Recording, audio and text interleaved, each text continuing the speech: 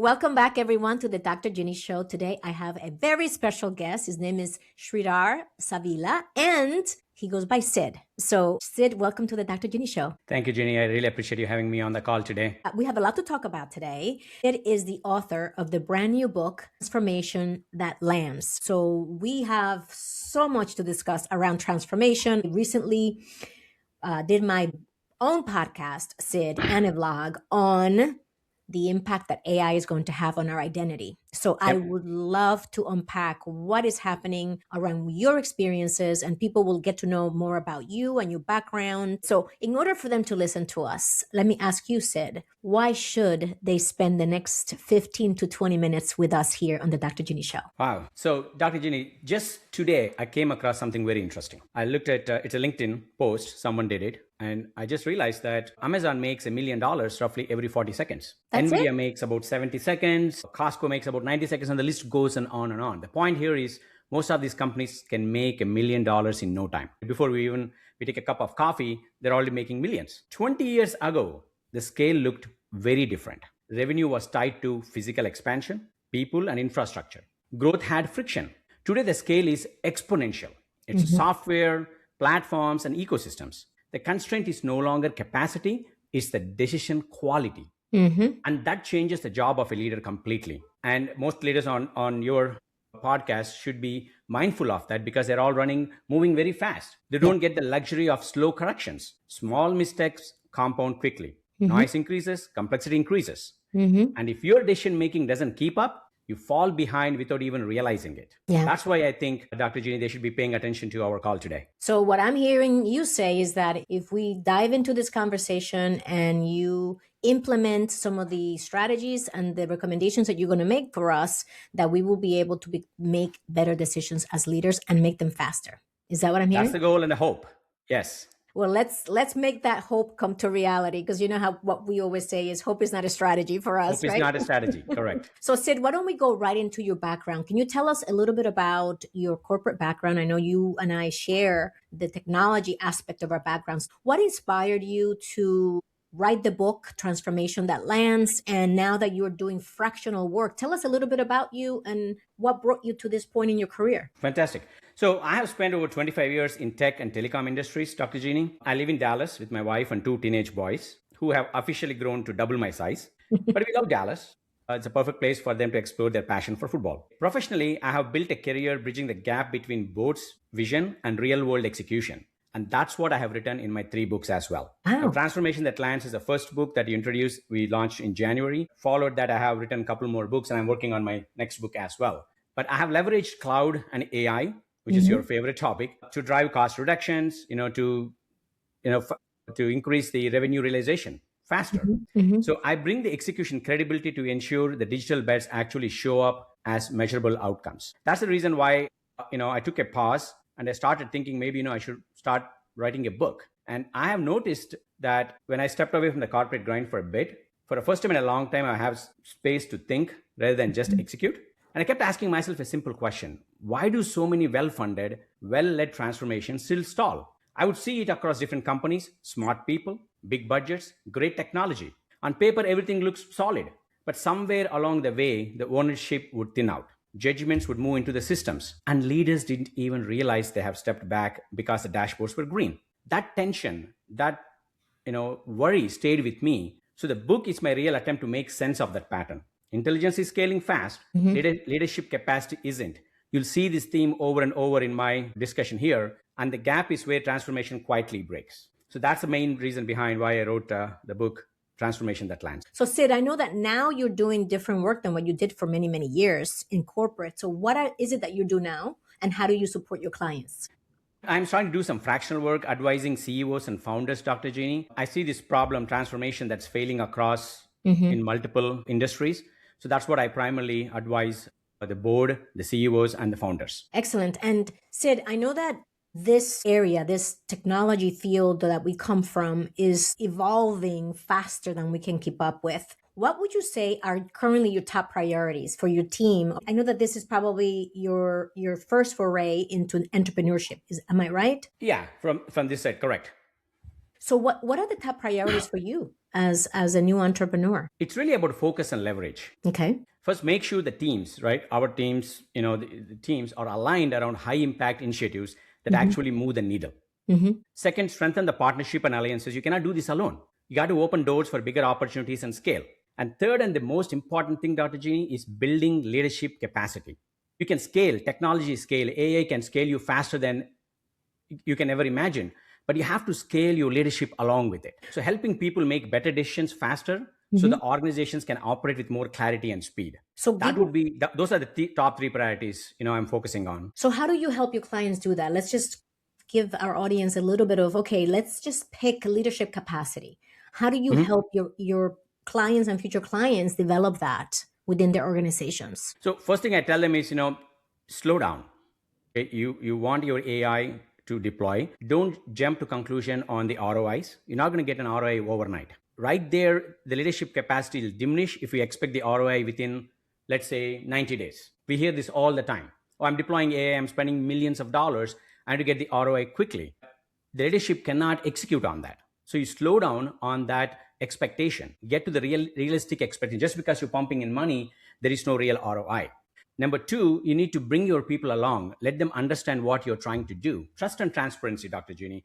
Yeah. Don't give them, even to the starting level employees, they need to understand what as a company we are doing, what our goals are. You need to bring them along. They might not understand every decision you make, but they know when you're making some wrong decisions or you're making big arguments. So you got to bring them along. That's what I call leadership capacity. It's not an individual person, it's a team effort. It's the entire organization you have to bring so that they can help you make better decisions. Right. So let's talk about what is a misconception leaders have about transformations. Oh, transformation specifically? Oh, that's a beautiful one. Every leader thinks transformation is all about technology or new processes. Let's bring in new technology, right?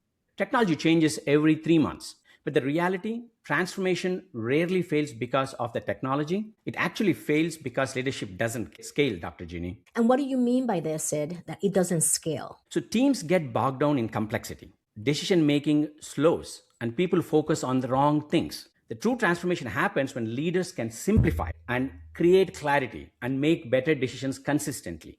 That's what I mean by leadership do not scale.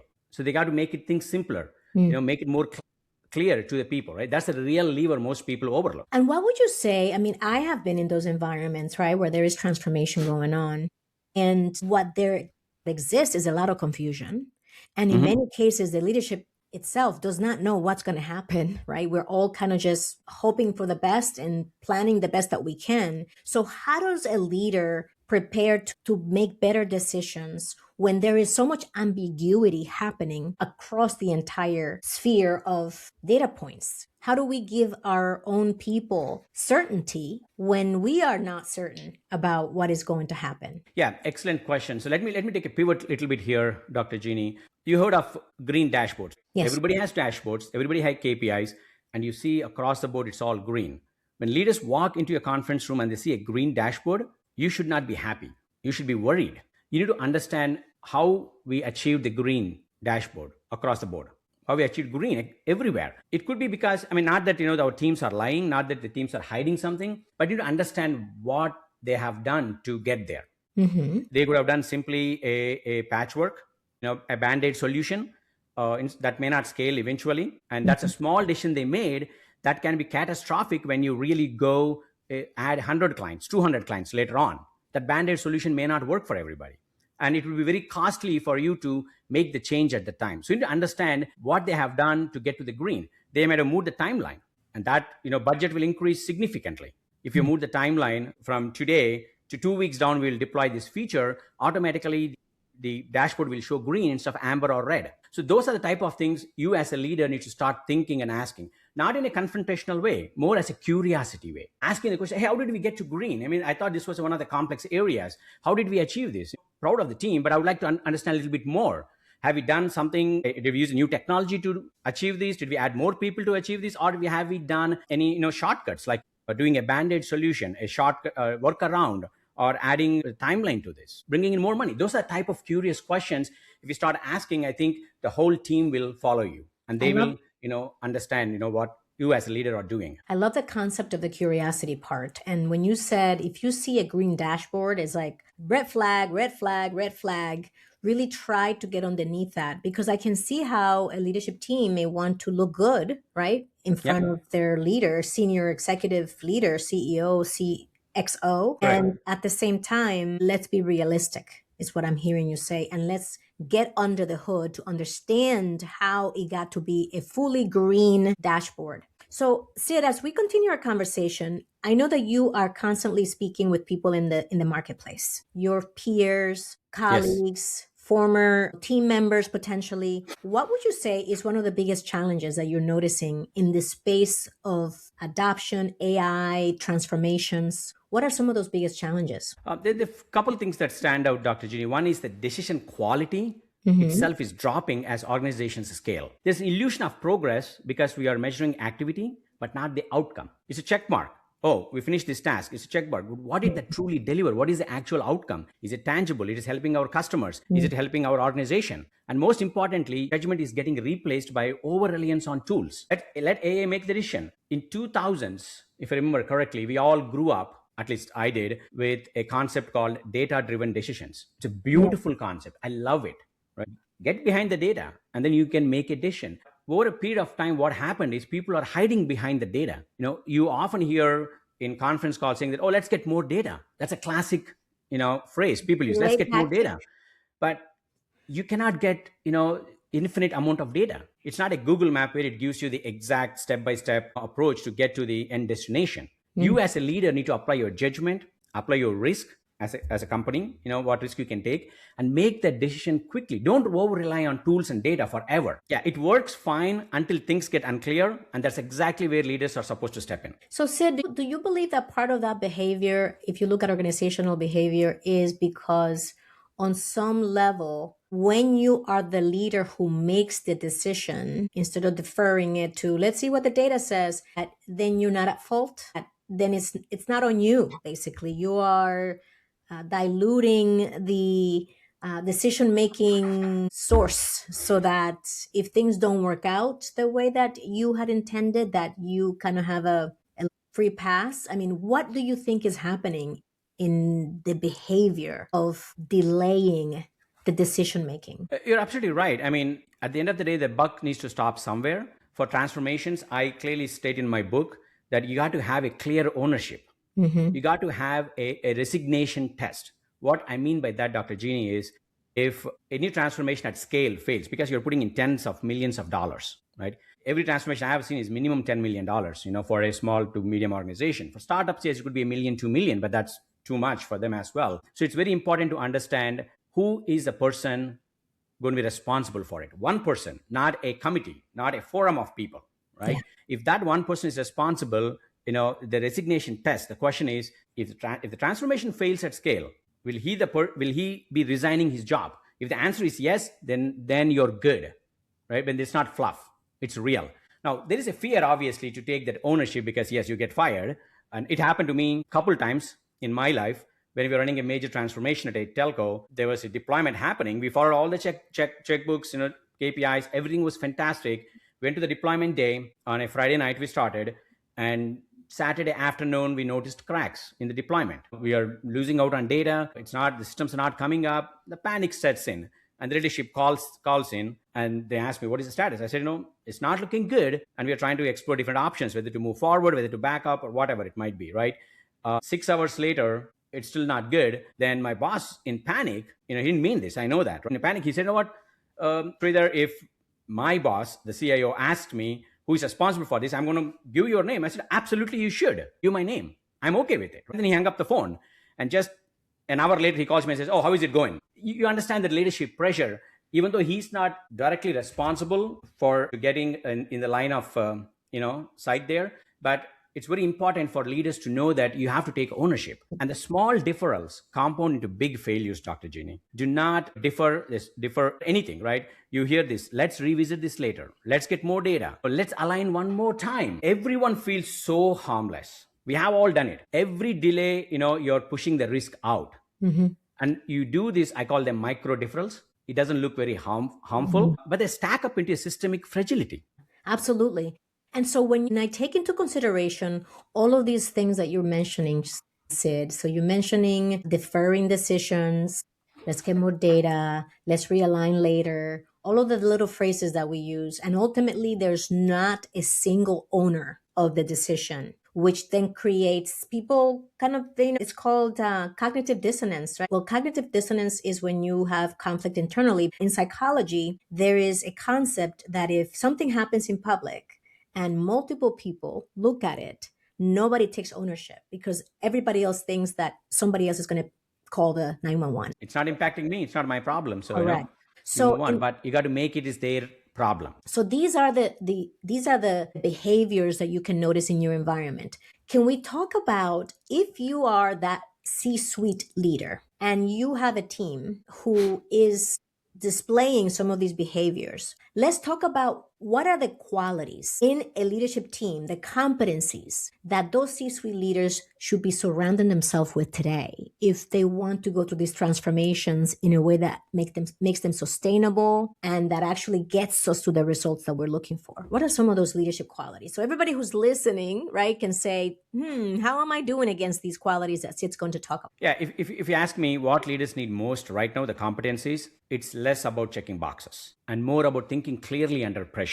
Two to three things stand out, Dr. Ginny, for me, right? First is judgment under uncertainty. Anyone can make decisions when the path is very clear. Real leaders earn their keep when data is incomplete or overwhelming. We have a different problem too. We have too much of data. And that's where the second ability comes is you filter the signal from noise. When drowning in dashboards or reports, AI outputs, you name it, the skill isn't consuming more. It's knowing what actually matters. Yeah. And the last and biggest thing, this is the hardest part, the kids and the toddlers do best, but we as leaders don't do, is saying no. Saying no with conviction. Most leaders fail not because they pick the wrong thing, but because they never stop the unnecessary things. We just want to do everything. Oh, we started this, let's not stop it. You got to say no at some point in time. Focus is the real leadership skill today, not the productivity hack. Yeah. So I heard it's not a checklist. Don't just look to check things off, right? So look for leaders who are actually getting under the hood and understanding what's going on. You also mentioned that it's not about busyness, it's about impact. So what is the team actually accomplishing? And are we moving the needle forward? Are we getting somewhere? And the last one that you mentioned was saying no and actually using your judgment as to when you say no, because this is not the right direction for us to go in. At the end of the day, it's about making the hard calls, ignoring the distractions, and protecting the energy of your team for what truly moves the needle. End of the day, it's all about outcome. You keep your eye on the outcome. How is it benefiting the company? How is it benefiting my customers? That's what moves the needle. Yeah. Anything you do is not impacting the needle. It's noise. Yeah. As a leader, the first level manager may be doing it. Everything they do will not move the needle directly. But as senior leaders, everything you do should be moving the needle. Yeah, exactly. It's what I call, Sid, the 80-20 rule, like Pareto's principle. Only 20% of what's on our to-do list is going to give us 80% of the impact. The outcome, yeah. So we need to be able to discern between what is the 20 and what is the 80. So Sid, where are you seeing the greatest demand or growth opportunities, specifically around what you share with us today and what you are noticing leaders are doing during these transformations that is not constructive? Yeah, I say this in an 80-20 rule that you applied, right? So the opportunities right now aren't in chasing the largest tech or landing the next massive transformation, Dr. Ginny. They're in simpler leadership qualities, right? Reducing complexity, creating clarity, and helping teams make better decisions consistently. It sounds basic, but very few teams actually do it well. And that's where you can create real lasting impact. That's the big opportunity I see these days. So these three characteristics that you mentioned, to be able to bring clarity to the situation, to have the ability to reduce complexity, and to be more consistent. These are three things that every single leader who's listening to us can start doing starting today. And that would that's an opportunity for growth and to improve your teams, especially when they're dealing with a lot of uncertainty, which most of us are dealing with right now. So Sid, as we get ready to go into our lightning round, is there anything else from your book, any frameworks, any insights, any principles that you would like to share with the audience and that would also inspire them to go get the book, Transformation That Lands? One thing I would like to, because you are more interested in AI and you're also jumping on the AI journey pretty quickly, Dr. Ginny, I would like to bring in an AI concept, which is not in transformation that lands, but it all tries to the transformation. What I call is the 4 leadership postures under AI pressure. We have all been there. There are 4 postures. One is hype, one is panic, which is the urgency, one is denial. The fourth one is the famous one, right? FOMO, fear of missing out. Okay. So the hype is basically, this will transform everything. This is next best thing to the bread, the loaf of bread. We need to be the first one. We don't need to be perfect, but let's go get this thing done. Let's move fast. We can figure out, governance later. That's the hype part. There are leaders who are just gets excited and motivate the team, which is a good thing. They all rally behind that leader. Then there's another type of leadership posture, panic. Okay. Or if we don't do this now, we will be irrelevant. Everyone else is already ahead. We need to act before it's too late. That urgency and that panic, there are some leaders who, keep talking about it. Then there's a denial. Right? Well, I have 30 years of experience. I have seen this. The technology comes and goes. There are hype cycles. Our customers still value the human touch. This doesn't apply to our business. There's a denial portion. And last thing in Gen Z kids talk about FOMO, fear of missing out. Our competitors are piloting this, so we should do it. The board is asking, why are we not experimenting? Oh, so we should do it. We need to be seen as innovative. Otherwise, we'll miss out in the industries. These are the 4 leadership postures I described in my book, in AI 360, how the leaders, react in one of these 4 ways. You can react in any which way it may be, valid in your scenario, but be mindful of, some of those decisions that you're making, and not just because of, someone else is doing. If it's right for the company, go for it. I'm wondering, for our audience, which of these is your set point? Are you a hype leader, a panic leader, a denial leader, or a FOMO leader? Or somebody who basically wants to do the latest and greatest regardless of whether or not that's the right thing for our company? So this is, notice, no shame or blame. We're simply raising the issue and the topic in this conversation. Is there anything else, Sid, that you would like to share that's from your book around transformation that could support our audience in ensuring that we're focused on the right things? Yeah. Again, the leaders mostly underestimate how much judgment is required in execution. Strategy sometimes, pretty decks is sometimes the easiest thing to do. You have consultants to do that. They walk, with ton of decks. The slides are easy. Alignment is easy at the highest levels. Everyone is like, let's do it. One of the biggest Big 4, Big C consultants said it. Approvals are easy. What's hard is continuing to own the consequences after speed increases and complexity rises. That is hard. And so what should they do? They should step back. Just like I said before, step back, use a judgment.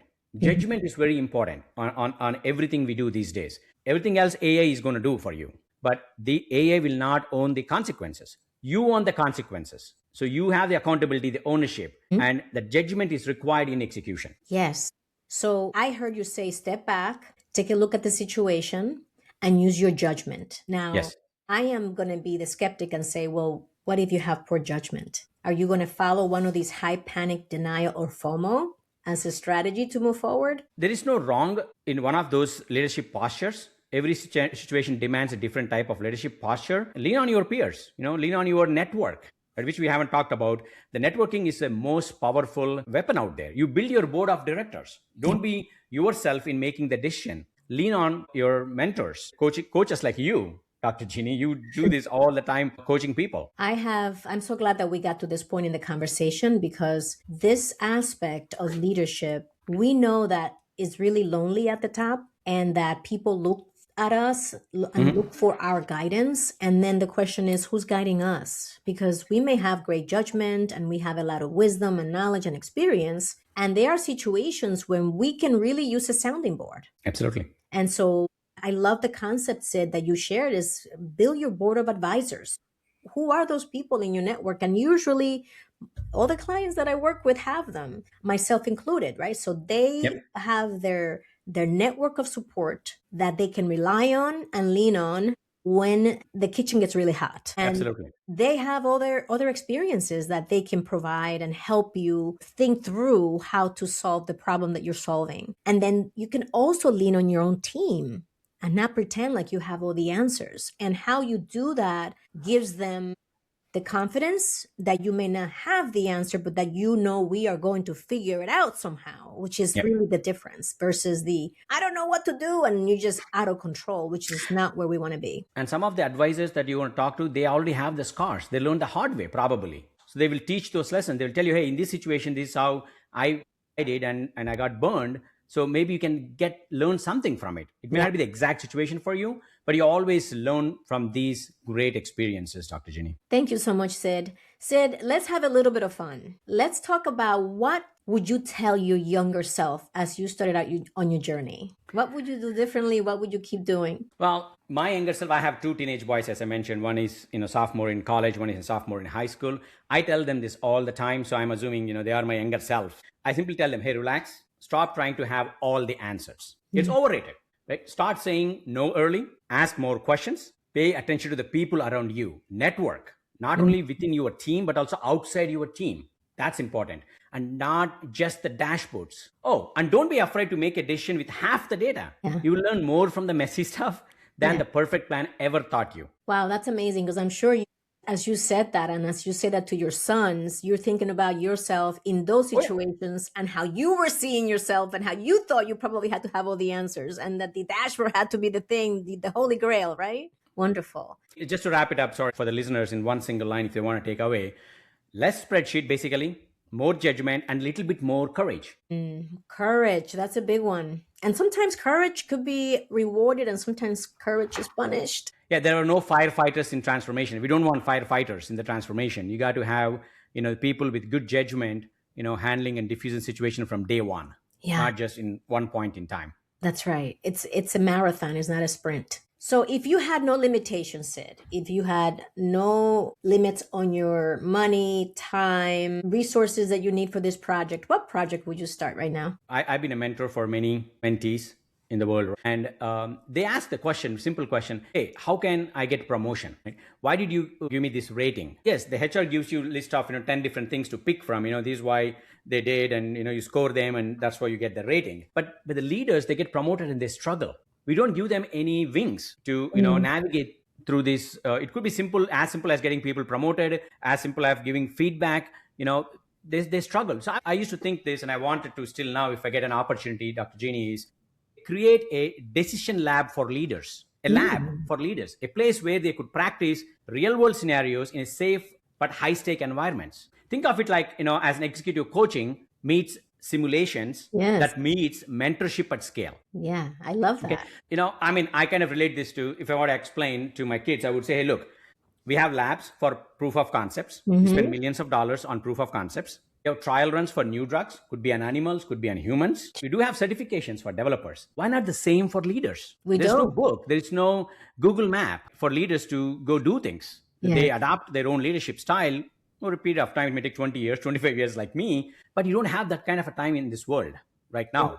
So I would create, if there's no money, if no one questions me, I would create a playground for growing leaders who can actually handle the messy, predictable stuff the real world throws at them. I love that. That is such a beautiful vision, Sid, because I always say when I share with my clients, when they ask me how come I got into executive coaching, and I said, I noticed whenever I was thriving at work, I looked up and I had amazing leaders. And whenever I was struggling, I looked up and I didn't have amazing leaders.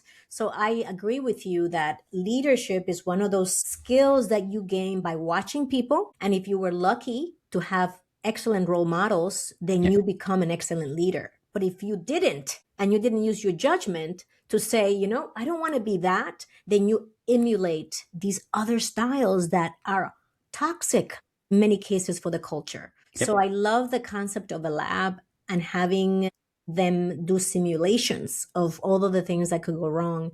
And if you think about the old days, we used to do apprenticeships. We used to learn a trade by doing apprenticeships. There is no time right now for people to do the apprenticeship, right, for leadership right now. No, you already just move on to the next role, and you got to act like that. You've been doing that role for the last 10 years. Now make this hard decision and you own the consequence. That's right. How do you like it? Exactly. And then what happens is you are a really good individual contributor. So they promote you to being a manager. And then you're a really good manager. They promote you to being a associate director, and then you're really Director good. or VP, And yeah. then, but in the meantime, you don't have any training, which is where I definitely can agree with my learning and development folks that we need to develop our talent. We need to give people the tools they need to succeed in their roles. And leadership is no exception. Absolutely. Well, Sid, we have said a lot. Thank you so much for sharing with us. We're going to share with our audience where to find you on LinkedIn, where to get in touch with you via email. We'll put that in the show notes. In the meantime, what is your last message for the audience? I'm not a person who can give messages to anybody, right? To your audiences, especially. But one thing I would probably leave with Dr. Ginny is be bold enough to be a beginner again. Whether you are in year 5 or year 25, the moment you stop taking risks is the moment you stop growing. I love that. I agree 100%. Be bold enough to be a beginner. Again. I love that. And that brings in the courage that you mentioned earlier, having curiosity and being courageous. Correct. Thank you for letting me share the unpolished version of my journey today, Dr. Ginny. I really enjoyed it. Thank you, Sid. It was a pleasure to have you. And for everyone who joined us today in this conversation, if this resonated with you, please share it with your network and leave us a comment and let us know what was most resonant for you. And until next time, live with purpose, lead with joy. Bye, everyone.